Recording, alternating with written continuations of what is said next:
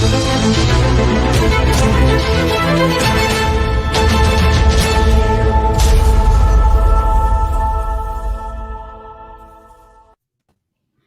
everybody. Sorry about the late start. This is the weekly edition of the UGASports Live podcast. My name is Radi Nabulsi. I'm joined by Dayne Young and Jim Donnan, the former Georgia head football coach, and the main reason everyone is tuning in. And we do this show each week mainly because our sponsors let us, and they do a great job of keeping us afloat and keeping the information rolling. So a big shout out to our friends at Academia Brewing Company, Your Pie, Athens Ford, and Dead Soxy. So give them a shot when you need any of their items. We greatly appreciate it. It is week 2 of Georgia spring practice. They have a practice this afternoon. We will be able to speak with a couple of the superstars of this team after that practice. There will be some open viewing periods. The media will be allowed in for about 15 minutes or so, around 4:30. And they just sent us a note 90 seconds ago saying that after practice, we will also be able to speak to Kirby Smart. Earlier, we didn't think we were going to get him, but we're going to get to talk to Stetson Bennett, Keely Ringo, and Warren McClendon this afternoon. So we should have a lot of good practice observations coming your way, as well as updates with the starting quarterback, the star of the pick 6 in the national title game, one of your big offensive linemen, and the head man himself, Kirby Smart. Coach, I want to go to you first right off the bat. Week 2 of practice is here. We didn't get to see anything in week 1, but my guess is we didn't miss a whole lot. Well, from a perspective of a coach looking at it, maybe a little different than you as far as what they were able to get accomplished. I just feel like the carryover value of having a starting quarterback, of having some established offensive linemen, and the fact that defensively they've got some guys that have practiced this, maybe not played in key roles, help the team get ready to maybe be a little further along than most teams would be going into spring practice. And we've mentioned it on this show before, the extra time that you get to meet with the players throughout February and March really helps you get your install, what we call putting in your offense, defense, and special teams. Really, special teams in the spring mostly work on punt and punt return, because kickoff and kickoff return be something they can work a lot more. And then you also work a little bit on your field goal and extra point. But overall, I would say that just the way we branch things out, having a day in between each practice gives you a chance to really do a lot of teaching. And the fact that we've got 4 new coaches helps them not have the hammer down where every day they're having to study something new, and they got plenty of time in between practice to analyze themselves as a coach and how they fit, and they're learning what to do as far as our practice tempo and knowledge of the system that they're employing now. So I would say that the first week has been good, just because you got 4 new coaches and a chance to look at a lot of new players. So it's going to be and from what I understand, we did have one young man that hurt his ACL, a kid from over here at Athens that went to Prince, a good little receiver, but hate that. Hope he'll get well quick. Mm-hmm. But I haven't heard of any really major injuries, except we knew Bowers was going to be out. And then also the fact that Washington got hurt and had to repair his foot. So overall, I feel like things are ready for some questions here. Let's get rocking. I like the way Dayne. I like the way Coach mentions it's like, okay, the new coaches are in. They worked. And Cedric Van Pran was saying, look, we have terminology that we use on the offensive line, and Stacey Searles has his terminology, and we're melding it together. Which, as Coach points out, you get that day between where you say, okay, guys, I want to call it this, you call it this, and they meet in the middle. But coaches ticks off, get the new coaches oriented. Injuries. That's the 1 and number 2 of that first week of spring practice. I think that's really appropriate. Yeah, so give us your thoughts, Dave. A guy like Cedric Van Pran, that's pretty interesting that you mentioned him, because when Kirby Smart's saying that in the spring is when things slow down and you can really do a lot of that, like one-on-one teaching or the tutelage of how all of this works. Cedric Van Pran was the new guy last year, right? He was the new guy on the offensive line. And then you wake up a couple of months after winning a national championship, and he's a veteran on this team. And people are going to look to him to say, how are you doing things? Because that's how we need to be operating ourselves. And that's one of the great things about college athletics, but particularly with this Georgia team. All you have to do is look at the NFL draft and see, all right, here are all these defensive linemen and inside linebackers going pro. That means there's a ton of opportunity for playing time for guys that are still on campus. And I think that's the most exciting thing about spring for Georgia. Which defensive linemen emerge to take those spots, which inside linebackers stand out from the pack. And then at tight end, when you don't have Bowers and Washington, is it going to be Gilbert? Is it going to be Delp? Is it going to be Godey? I mean, there's a lot of options because, frankly, there's availability and playing time. So I think that's going to be exciting to see what happens now that they can slow it down and really focus on development. Yeah, I wanted to just give one little if anybody ever listens to me and feels like they need to do what I say, you need to take 9 minutes and listen to Cedric Van Pran on YouTube and listen to this young man, a freshman in college, been here about a year, and the way he's able to articulate his own thoughts, but also his feelings about the program and about his role and everybody else's role, and talking about the ex-coach that he lost, but also talking about the new coach. I mean, it was like he was reading from a teleprompter, but he didn't. But I mean that sincerely, because every point that you would like for a young man to make, and every representation that you would like for your program to be articulated, was that from a young man from Louisiana. And I was just thinking to myself, holy moly, this guy right here, I mean, he's got such a great future because his ability to communicate, which is one of the reasons why you go to college. I mean, you can talk all you want to about getting a degree. It's great, but Dayne's in a school where of the university where you have to learn how to communicate and all, but learning how to meet and deal with people and learning how to be around people from different backgrounds and all that is part of college, but particularly on a team. And I thought he did a really good job of talking about how he was challenged all fall about going against Davis and White and all those guys. And the same thing's going to be true for these young D linemen. Now they're going to be challenged going against these more experienced O-line. So take 9 minutes and listen to it, because it'll be, even if you get fired at your job, you'd be worth getting fired over to listen to it. You get caught saying, good God, I got a guy like that playing for Georgia and talking. I mean, it's just very impressive to me. I mean, about as impressive as I've heard any young guy talk in a long time. Yeah, I loved going down to see him. I made a couple trips to catch him in New Orleans. He is an absolute. You just wanted to go get the beignets. You didn't want to go see Cedric Van Pran. Hey, it's a win-win. Work expense, right? Yeah, exactly. You take off all that Pat O'Brien's Hurricanes. You charge them to the company and say, "Yeah, I'm here to see Cedric Van, whatever his name is." Yeah, that's how it works. But no, I talk. That guy, he'll blow your doors off. He's fantastic. I talk very little about recruiting because I don't keep up with it like you guys do, or like all our people, like Jed May and Blaine, all those guys do a terrific job. But, occasionally I'll be over there and I'll just say something. I remember 2 years ago, and I said to Kirby, I said, what in the heck are we trying to recruit a kid out of Louisiana for? I mean, what's the chance of us getting the O-line? He said, well, I feel the same way a lot of times. He said, but I tell you, Pittman really thinks we can get this guy. He feels good about it. And, we got to go for him. And I said, well, I mean, he doesn't talk to me much about recruiting, but I just said that just out of the blue.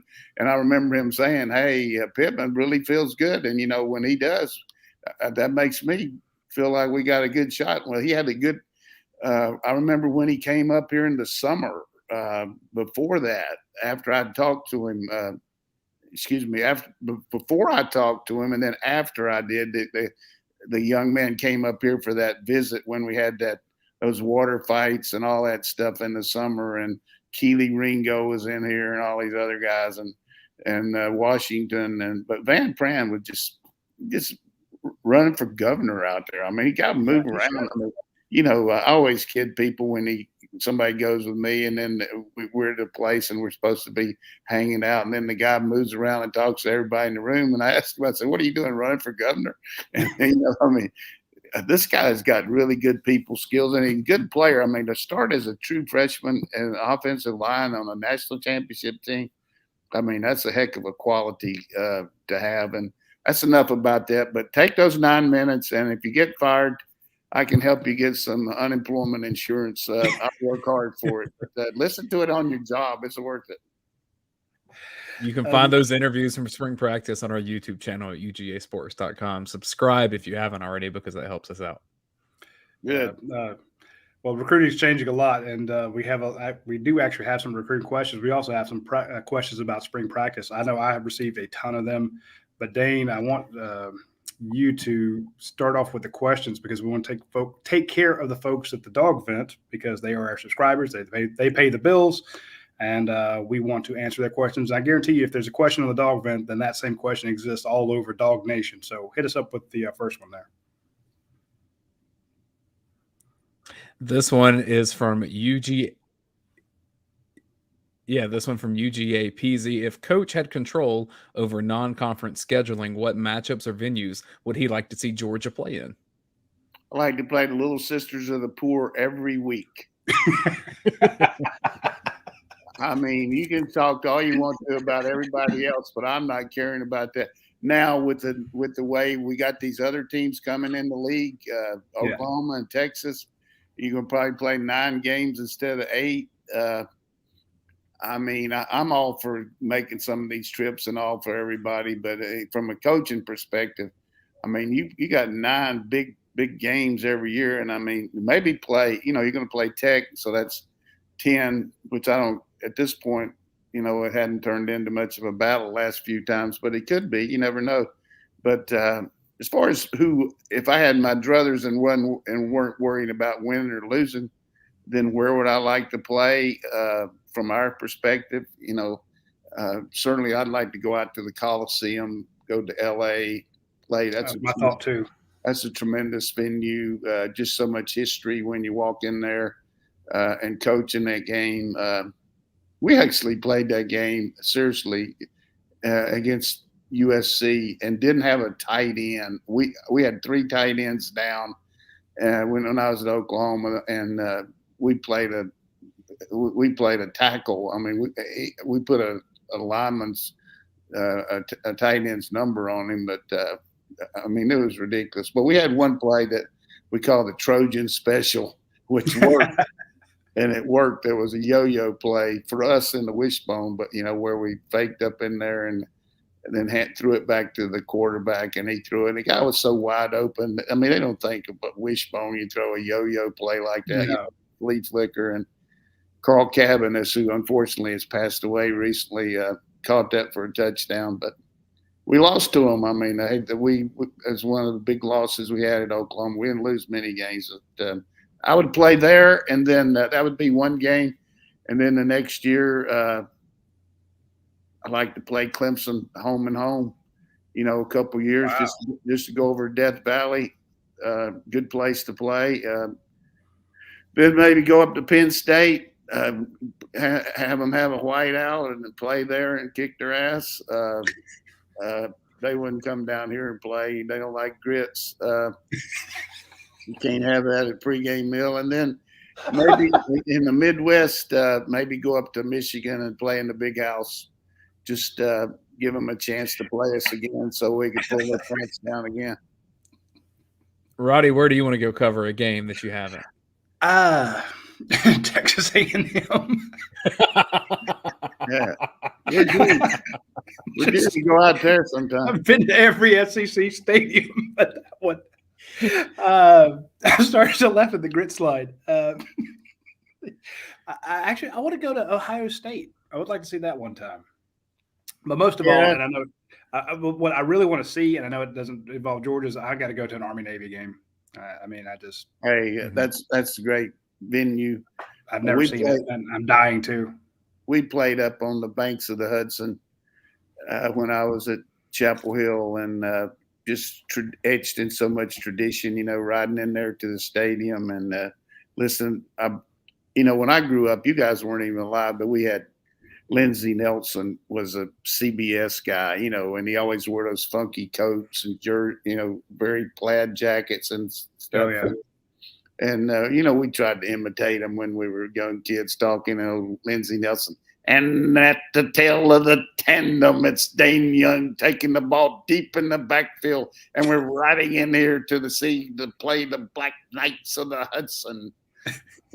So it was great. Lindsey Nelson. I mean, we played in the Sun Bowl in '74, and he was doing the play-by-play for CBS, and I was in the press box up as offensive coach for North Carolina in the little next box there. So I'm listening to Lindsey Nelson talk about our tailback out of the tail of the tandem and all. I'm trying to concentrate on the game. I'm thinking, God, I got Lindsey Nelson over here doing the game. When, I got to meet him and everything, and it was such a great thrill for me. And I'm getting off on a tangent here, but seriously, if you could go play a game at Army, wow, just beautiful up there. Yeah, let's get Georgia. Put Georgia on the schedule. Yeah, but I'm all for playing. I would probably go with Wisconsin, only because on all of those best college towns list, you see Madison, Wisconsin up there. I will say that's the only time I've seen. You could have gone all day, all night, Marianne, down by the seaside, sifting sand, without bringing up Wisconsin. That's one of the worst memories I ever had. We had a back named Sleepy Floyd. That was his name. His nickname was Sleepy, and he was just crappy nickname. He was just kind of low key, but he was real quick. He was a lot like, he looked almost like James Cook, and he's a great kid, great player out of St. Louis, and he dropped 2 punts. I'm not talking about one. He dropped 2 inside the 15-yard line, and we had their ass beat. I mean, all you got to do is let the ball roll. Don't even touch it. And we lose to Wisconsin up there. Just one of the worst losses I ever had. I mean, what? Well, at least you're not bitter about it, Coach. At least you've forgiven him. Sleepy? Yeah, I mean, I'm gonna start calling him Dopey now instead of Sleepy. Hey, that was a bad one. That was bad. Bad. I'll say when Georgia faced Wisconsin in one of the bowl games, those folks came down to Florida. I think it was in Tampa, and they partied their ass off. That's the only time I've seen fans have a bigger tailgate in a wilder time than Georgia fans. I've always said Georgia fans. That's a good memory. That's a good memory there. Yeah, those Wisconsin fans, they know how to have a party. So yeah, I'm with you there, Dane. Mike Bobo and I were talking about that game the other day when I was over there for just a little bit before, just say hello to him and welcome him back. And I was kidding him about how he could throw the ball in the ocean from a rowboat all practice, and then all of a sudden he hits 26 out of 28 or something like that. I mean, he said, "Well, Coach, you call a lot of screens for me." I said, "Well, we had to, but boy, did we ever stifle old that big Ron Dayne? I mean, just hit him in the backfield the whole game, and then Robert, and then I remember Landis Gary getting off in that game too. Yeah, he was good. So and Hines Coriel, it was good. But anyhow, let's talk about the recent. That's a long answer on that question. What's next? Here's a pair of quarterback questions from Pollock. That's David Pollock's name with the ED on the end from UGASports.com. How does Coach handicap the battle to be Georgia's number 2 quarterback? And then also, what vibe are you guys getting in terms of Georgia's chances with Arch Manning? Well, as far as the number 2, you going to answer it? No. I was going to say I want to give Jeremy. He sent a thing on Facebook. He asked the exact same thing. He says, "What is the backup quarterback situation with Carson Beck and Brock Vandagriff, and what is the difference in their games?" So if you would put all that together in your answer, I'd appreciate it. That'll take care of 2 birds with 1 stone instead of us having to ask the same question twice. Yeah, well, first of all, Carson's had some really good experience here.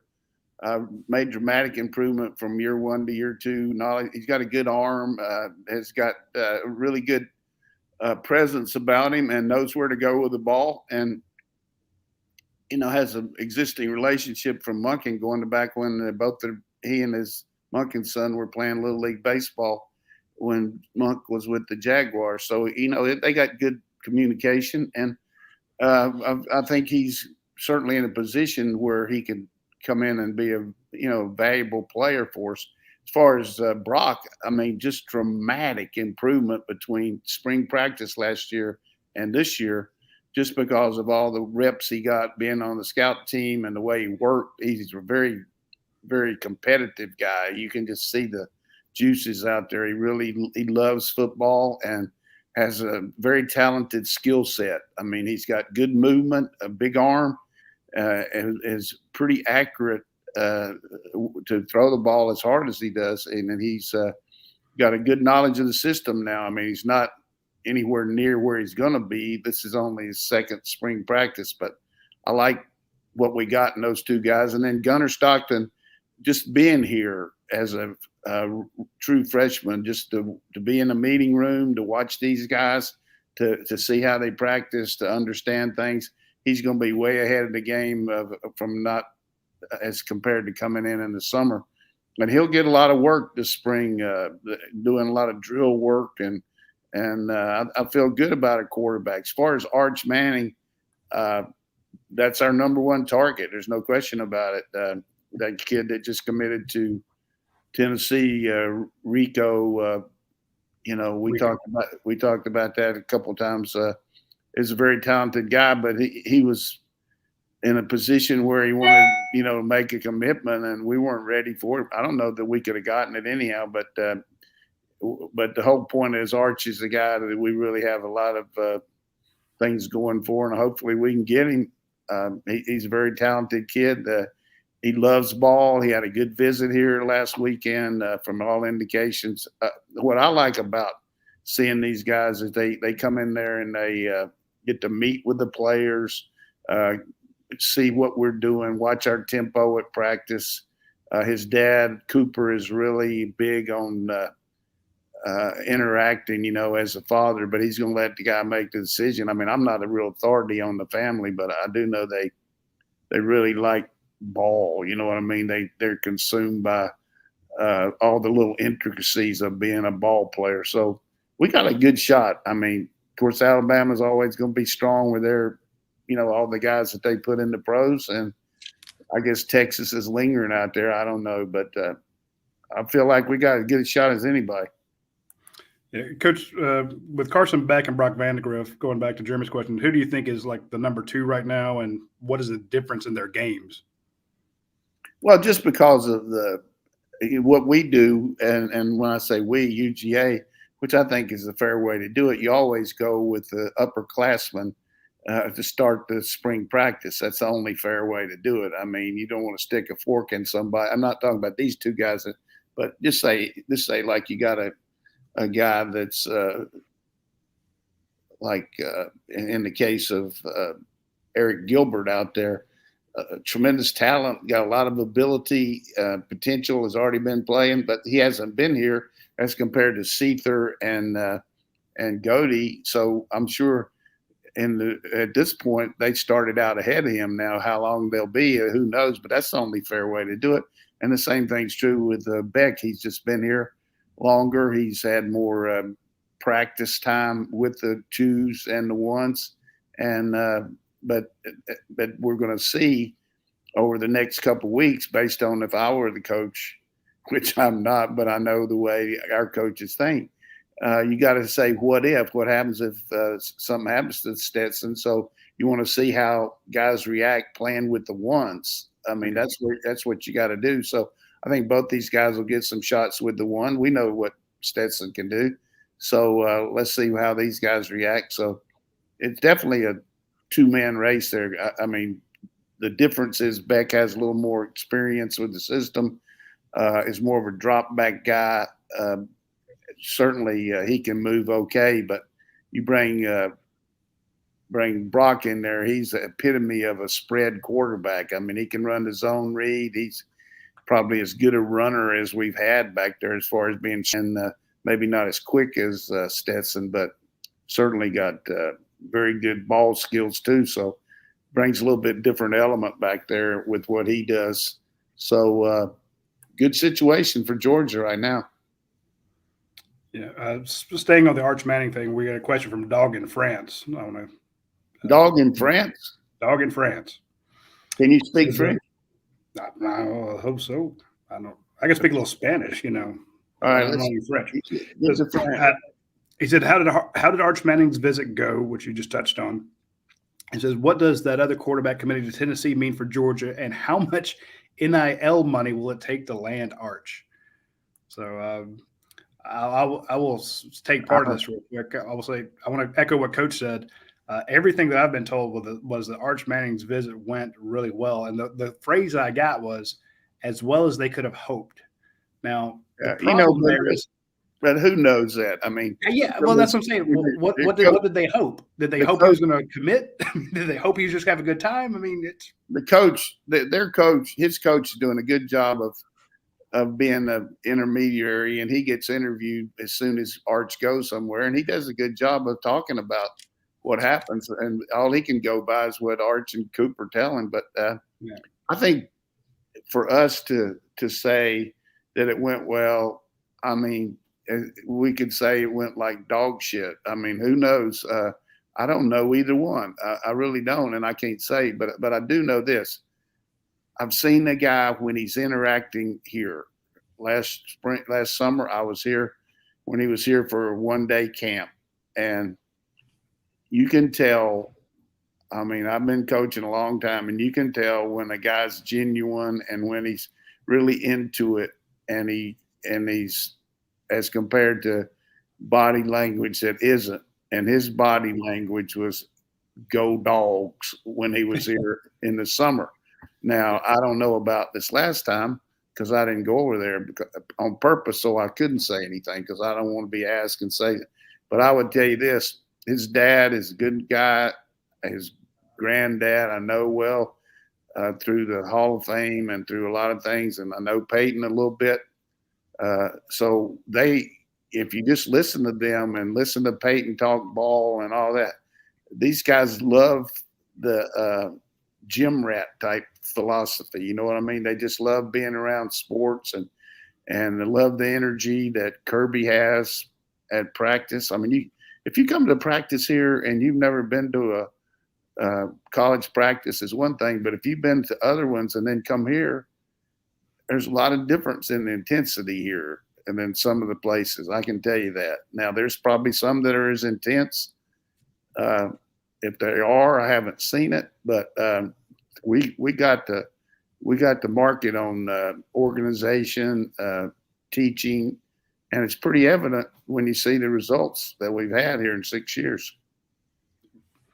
As for the part about Coach, I'd just prefer that you I'd prefer you not talk to Peyton and Eli after they stole our watch along idea and made millions of dollars off of ESPN. That was our territory.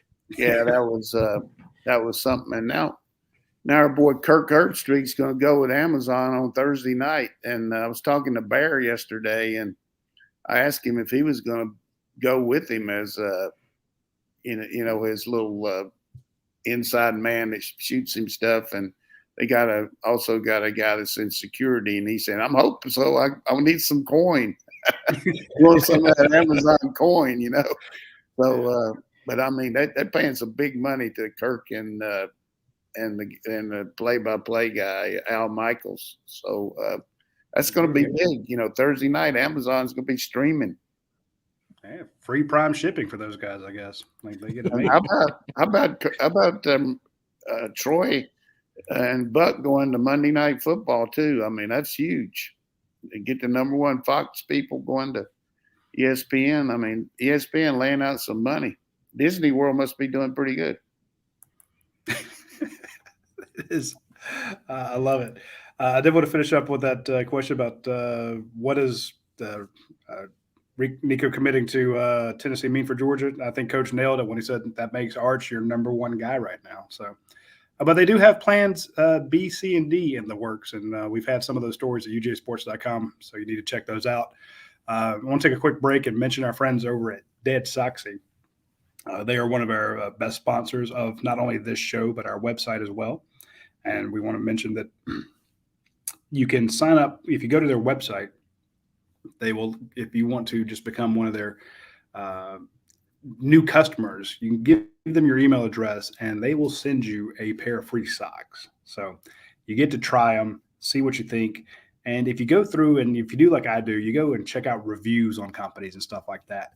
And I was reading through some of the reviews on Dead Socks and it made me laugh because everyone said the same thing that I am. I'm like, I'm always skeptical of new products and things like socks. I think most of them are just basically a ripoff or, I'm writing a review about socks. Why would I ever do that? And I'm kind of the same way when Dead Soxy approached us saying, hey, can we send you some products? We think you'll like it. And I'm like, I'm not going to be a shill for a sock company. Come on, man. That's ridiculous. And then they sent them to me and I tried them on. I'm like, oh, okay.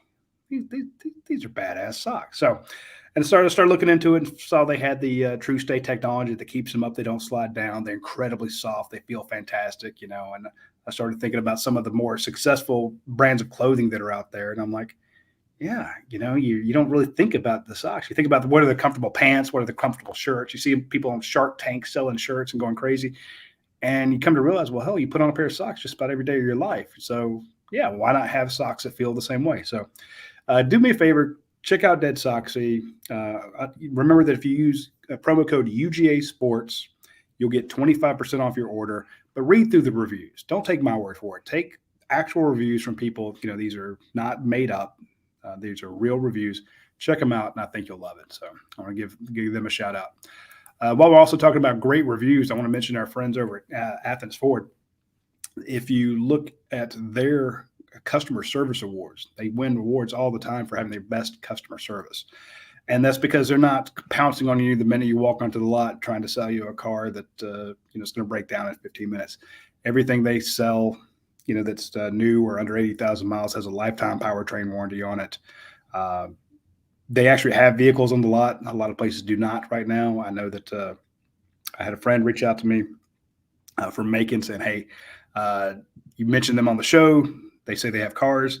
The Macon market right now is thin on vehicles. So he's actually going to come up to Athens to look for a car there. So he's going to have to drive a couple hours or, however long it takes to get from Macon to Athens, basically to find a vehicle because there's just not a lot where he's at. So point being, it's worth a trip. And if you're dead set on getting something very specific, go to Athens Ford and click on the custom order function. You can actually start a custom order and they will prep it exactly the way you want it. The trim packages, the styles, all that fun stuff, the colors, and then they'll build and deliver it to you. So check out our friends at Athens Ford, and that's back-to-back companies between them and Dead Sox who are just going to give you ridiculously good customer service. All right, let's go back to some questions from UGAsports.com. This from Billy Zane. I have a child. From Titanic. Lots of talk about complacency or entitlement being a concern after winning the national championship. Do you think that's a valid concern, or does the depth of talent that Georgia has accumulated keep that to a minimum, since every position will have plenty of talented guys competing for that starting spot?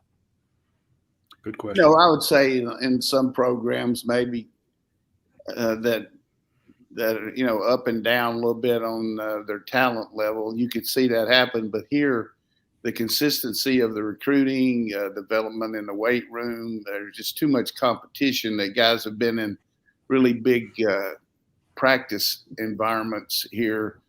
There's not that much of a drop off as far as the talent, maybe some experience, but your age is your experience. If you got talent, I'm going to always go with talent over experience. I've always believed in that.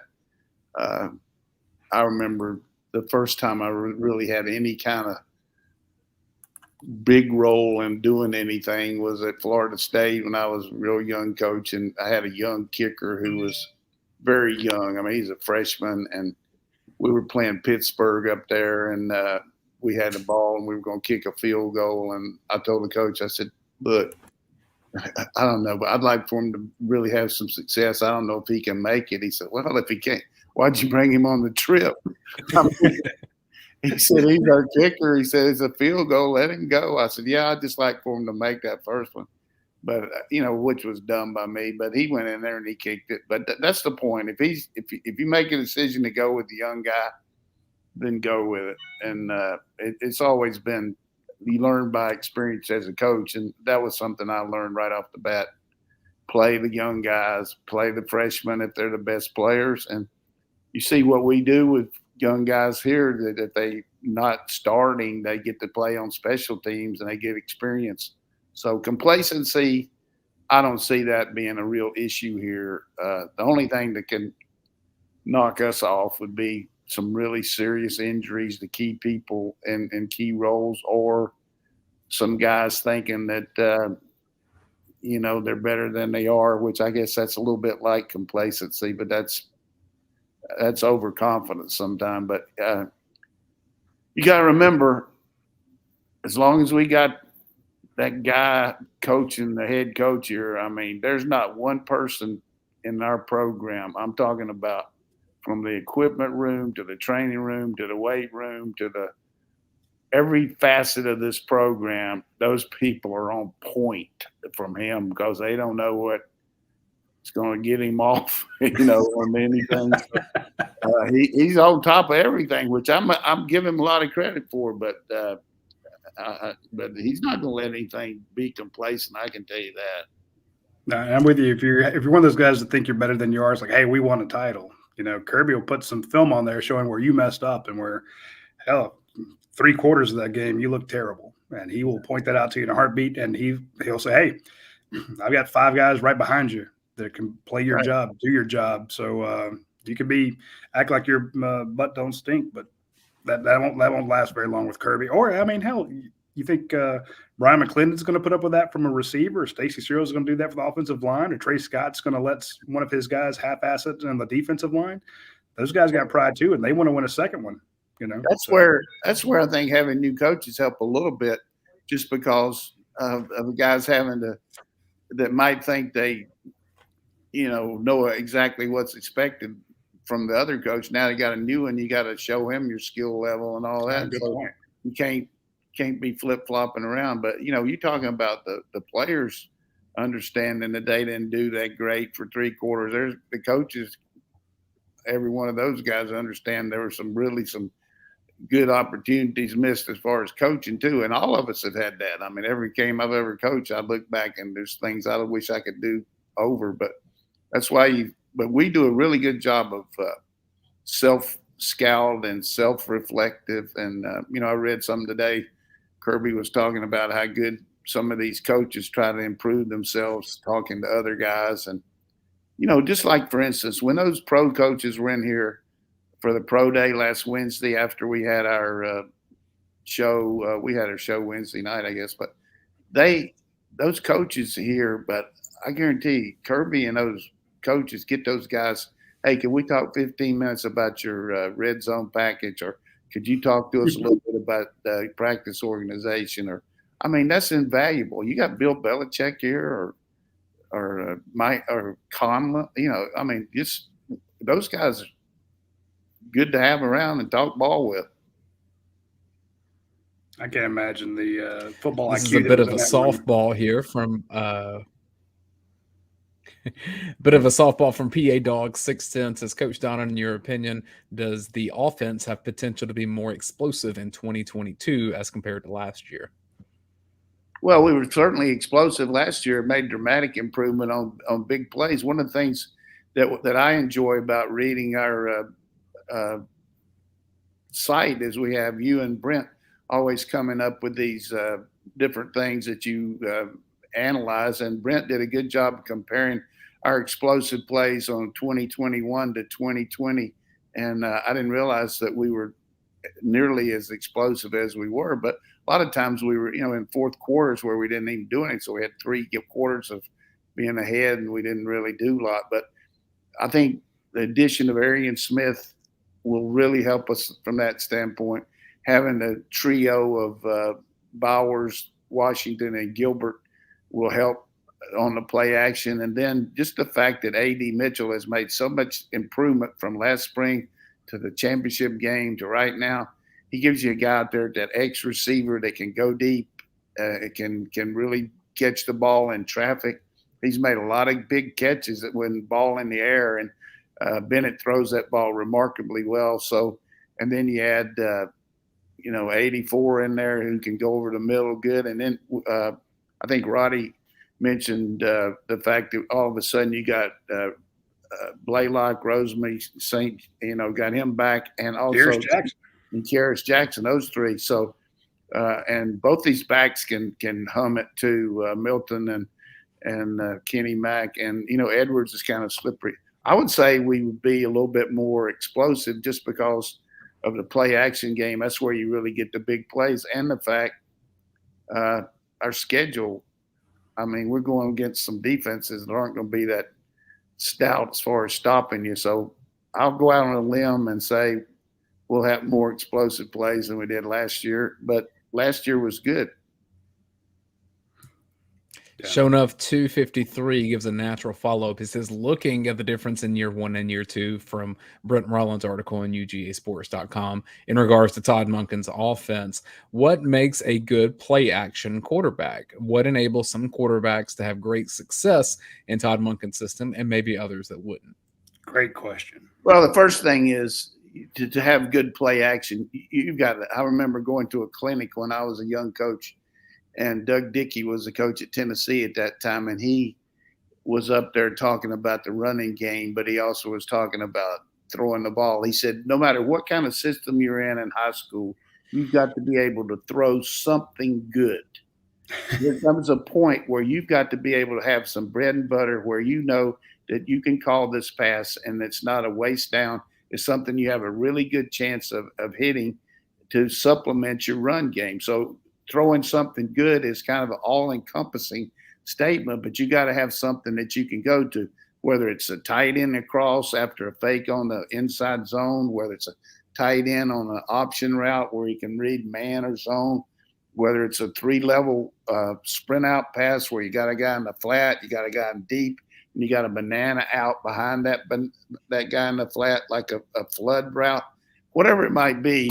All these things go into the play action game.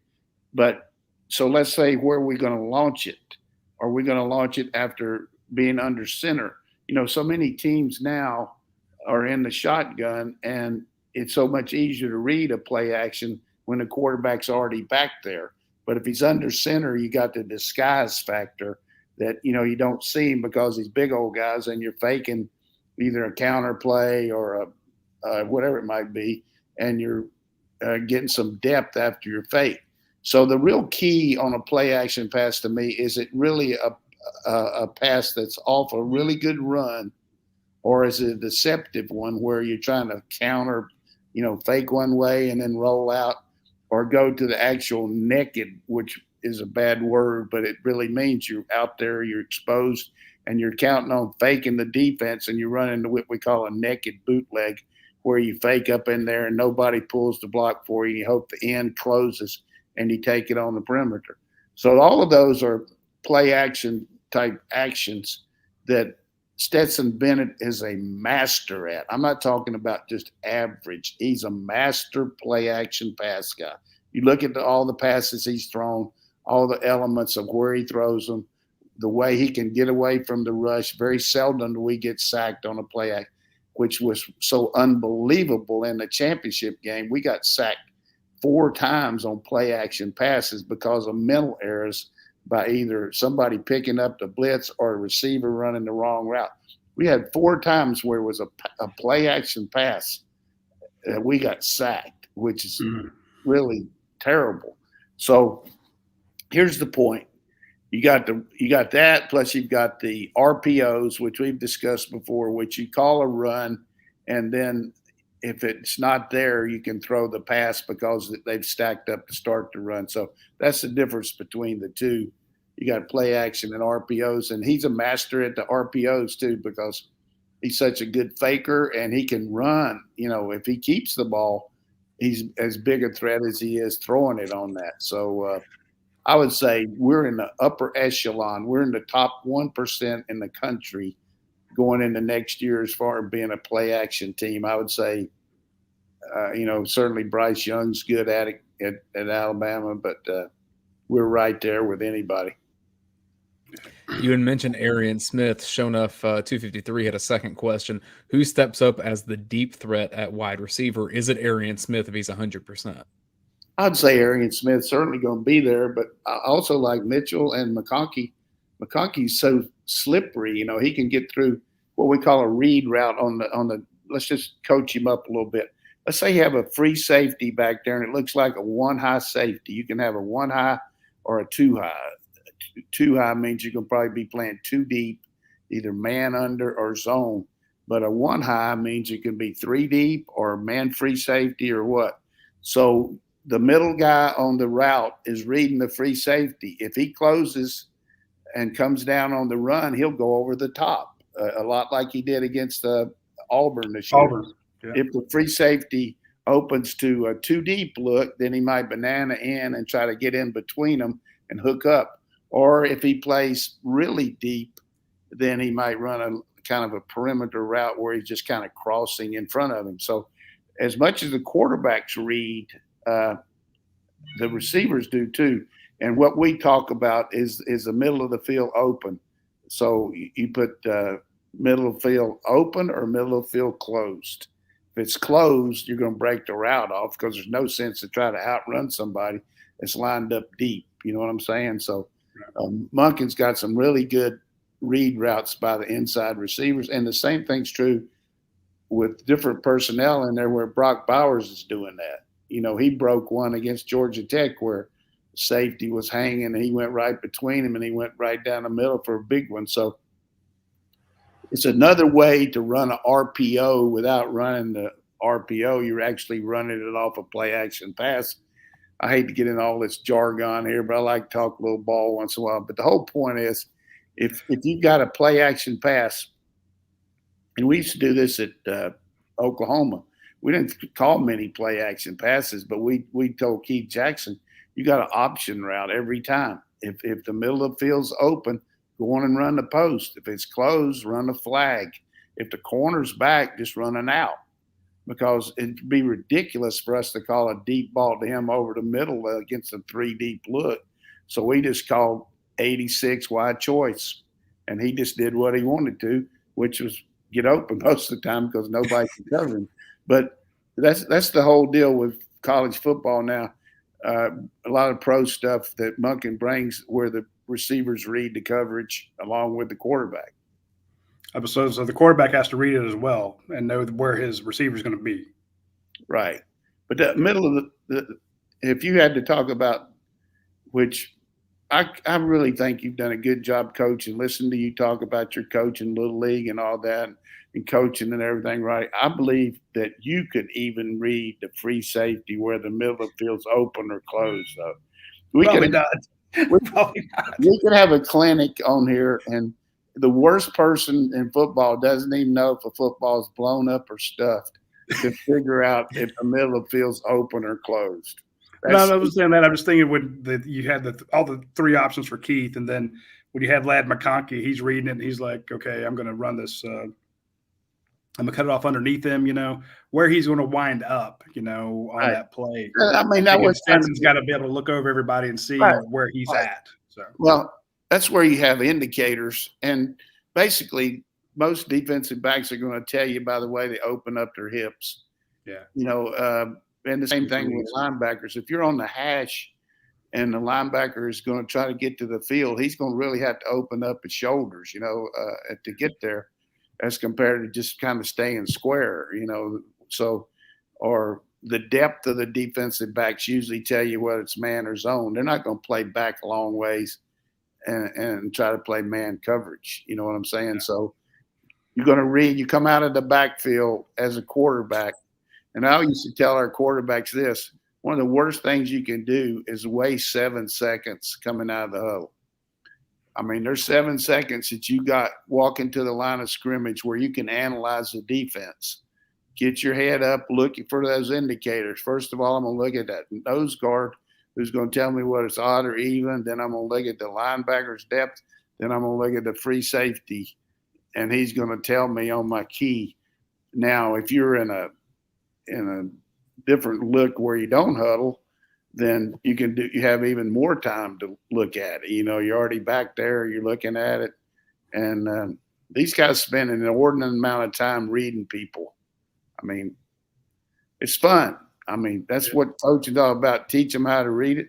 Same thing with your running backs, teaching them how to do protections and all. But we got an intricate system. But the thing that helps us, we never see anything in a game that we haven't seen in practice, because our defense runs everything in the history of football and create a few new chapters every year. So we got it. We see it every day. Well, speaking of new chapters and things to read, you should go read the Academia Brewing Company's Facebook page and check out some of the new chapters they have on beer. They got 2 new ones out now. Volume 6 in their Death Ripper family of hazy IPAs. Yeah, check out the Death Ripper if you like a hazy IPA with from crafted by some of the best guys in the business. Check out our friends at Academia Brewing Company, and of course they have their sour syllabus. So for those people who like sours, they got those as well. And I wish I'd been in town for St. Patty's Day. They had their slow roasted corned beef. They only do that on St. Patty's Day. So they great place to go when there's days to celebrate. Check them out, So again, if you want to read some new chapters and see some new things, some new options, always check out the Academia Brewing Company Facebook page. They had a game night this past Monday. Then last week they had the St. Patty's Day stand-up comedy show. There's always fun stuff going on out there, and we appreciate you folks supporting them as well.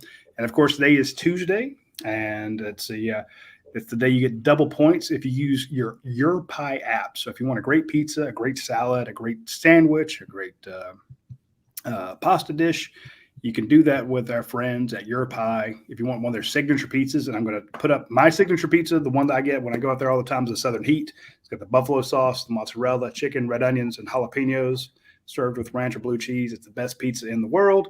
And if you disagree and you eat any of the other ones like the Lineage or the barbecue or the Ishka or the Great White or the barbecue chicken, I'll respect you. Just not as much as if you'd gotten a Southern Heat, because you obviously are picking second best. So when you get a chance, order a Your Pie pizza. Do it on the app. Get out your phone. Do it that way. Get the double points on your thing. And again, you get to pick your crust, your sauce, all of the toppings, and you just click the little button. I want this one, this one, this one, this one. It'll be perfect when you go pick it up or when you have it delivered. So you can customize it just like you would if you walked into a Subway. Exactly the amount that you want, and they will make a perfect pizza for you, and you will absolutely love it. So when you get a chance, hit up Your Pie and order from them. There should be one near you if you're pretty much anywhere in the Southeast. What are some of our other questions, Dane? All right, we have 3 more questions. Yeah, 3 more from the dog vent. Charlotte Dog says that he's reading Irk Russell's book and saw that he lettered in tennis. Coach Donnan, did you ever have the opportunity to play tennis with or against Irk Russell? Yeah, I played with Irk a couple of times. He's a very good athlete, just sounded self-taught, and had a little advantage because I played a lot more than he had, but very competitive guy. And, he didn't butt me in the head or anything like he did. But he's a good player, and I enjoyed the comradeship too. I mean, we had a lot of good talking in between. That's awesome. I think it's a subtle way of saying I won. Dog 34, thinking of how Georgia recruits special teams athletes, does Coach Donnan believe the best course is to offer a full scholarship to a player before they're in Athens, or have them accept a preferred walk-on and then earn the full scholarship? You're talking about kicker or place kicker or something like that, or just an athlete? Says special team athletes. So how do you interpret that? I don't think you can delineate that to the point where you give a guy just a scholarship because of special teams, but you're going to give an athlete as a wide receiver, a DB, running back, that you feel like his skills will help you in the special teams, but you need to supplement that position more than you would just give a guy a special teams scholarship. And then final one from the vent. This is from Zinger Dog. Donnan generally has a particular guy from the incoming class that he's really high on. example being Jalen Carter. Does he have a guy on this year's freshman class, or has it changed since they've been on campus? And it sounds like you've got like 5, frankly. Yeah, I mean, I like Williams. Just going to be Williams as a defensive end coming in there. I'd also like Walker from North Carolina, linebacker, Everett, corner. I like Marset, the wide receiver. I think all 4 of those guys really got a lot riding on the table as far as jumping in there and playing pretty quick. Maybe not to the extent that Carter, Carter is just once in a lifetime player, but all these guys got good people skills too, good talkers, good fit in good with the program, and just amazing to me that you could help your team. If you just put it like this in this perspective, you lose so many good players, and we're going to see it in the draft, and you lose some good kids too.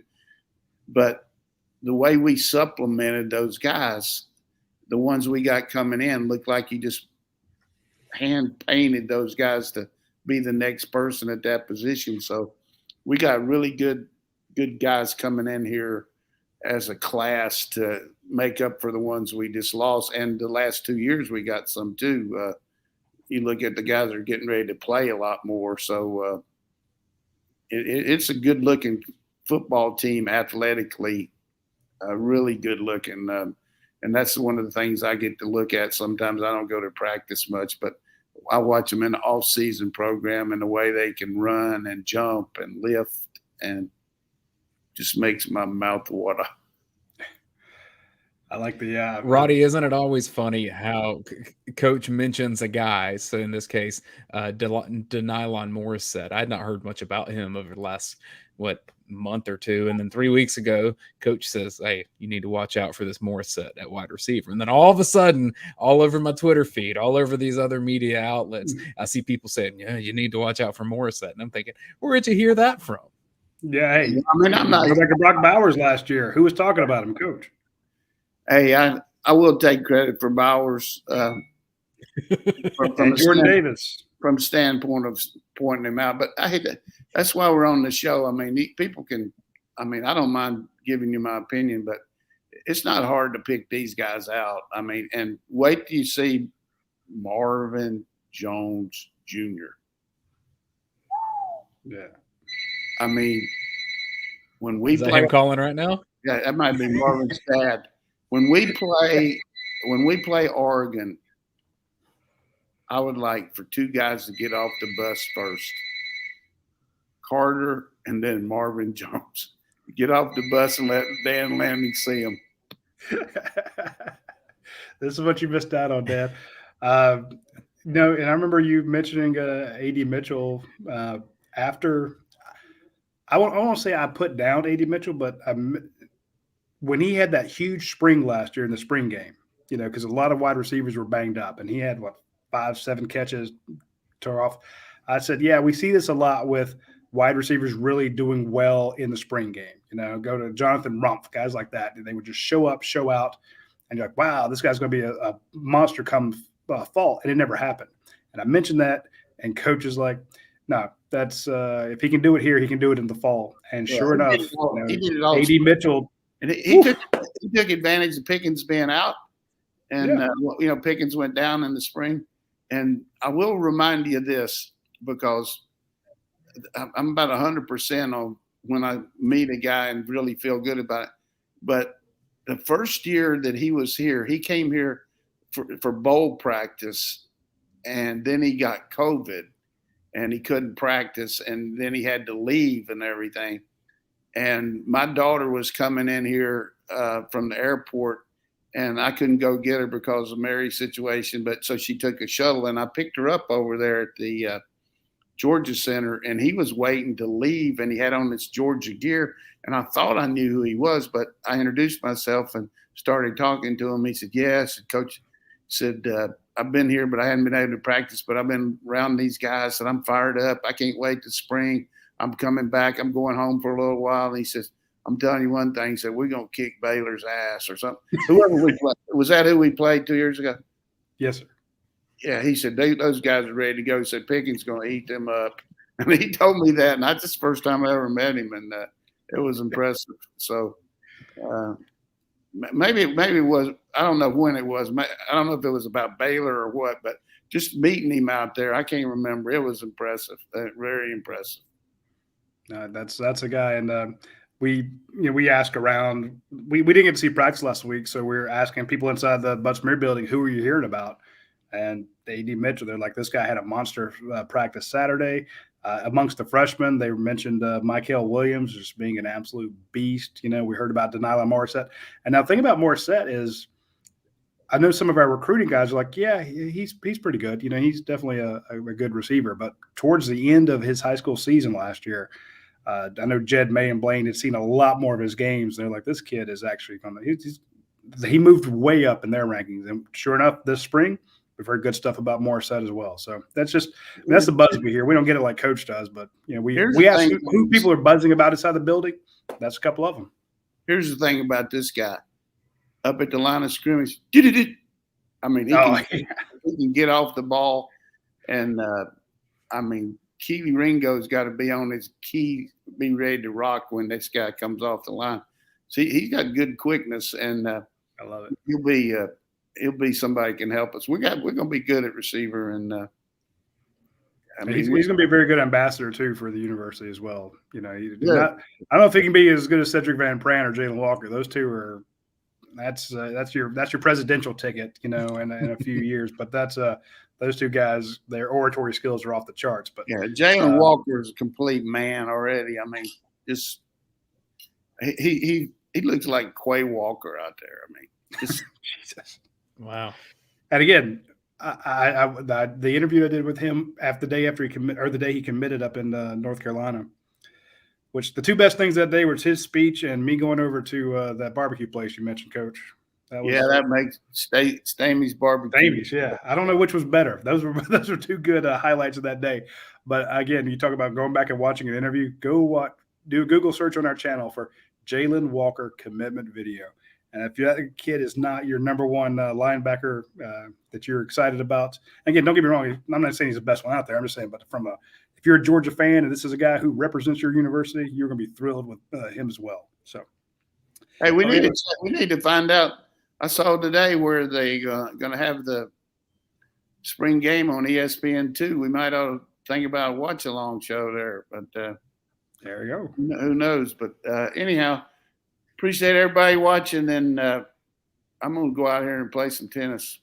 All right. Well, I appreciate it. We ran a little long today because we got started a little bit late. It's usually my fault as usual. So we appreciate you, everybody tuning in with us, and we will see you next Tuesday at noon. Shout out to our sponsors, Athens Ford, Europi, Academia, and Dead Soxy. Please hit them up and let them know that you heard about them on our show. It would mean a lot to us, and we will see you next Tuesday at noon. Take care.